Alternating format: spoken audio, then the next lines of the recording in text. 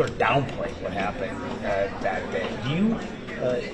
What's your recollection of that day? Was it mostly peaceful, as he suggested? Well, I didn't listen to Tucker Carlson. I generally don't. But my recollection of the day is that it was not just some rowdy, peaceful protest of Boy Scouts, nor was it, the takedown of democracy that others on the extreme side want to call it.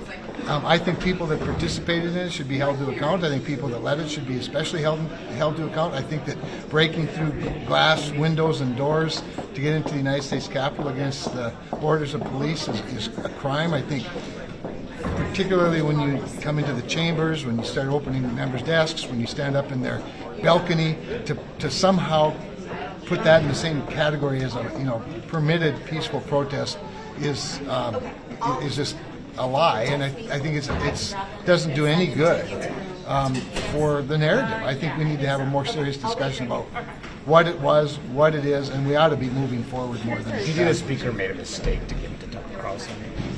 Well, I've never been the speaker and would never be the speaker, but I guess if you had sensitive footage or footage that wanted to demonstrate something, I could probably think of other sources to give it to, or maybe give it to all sources equally. I think by giving it to one source, particularly one who is very good at conservative entertainment, but I never confuse my job with his, nor should the speaker confuse his job with Tucker Carlson's.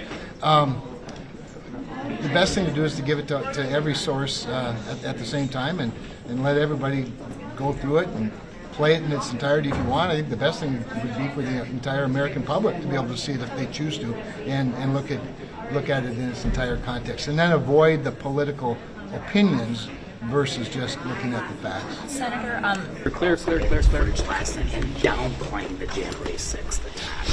Okay. Well, look, I mean, I think you guys all know what I think about what happened,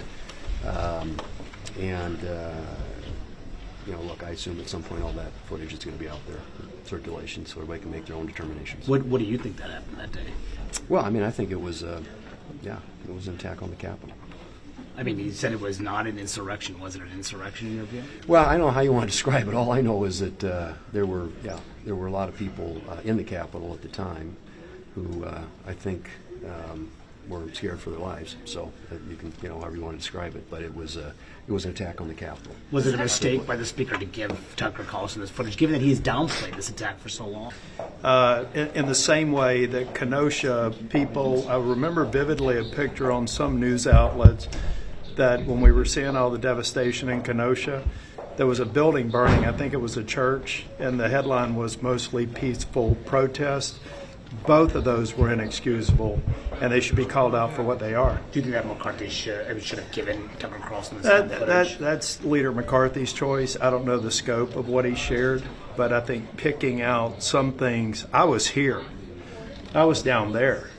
And I saw maybe a few tourists, a few people who got caught up in things, but when you see police barricades breached, when you see police officers assaulted, all of that, or you had to be in close proximity to it, if you were just a tourist, you should have probably lined up at the visitor center and came in on an orderly basis. So I just don't think it's helpful, but I do think it's important to point out that that's happened on both ends of the political spectrum, and they're both wrong. Thanks. thank you, Senator.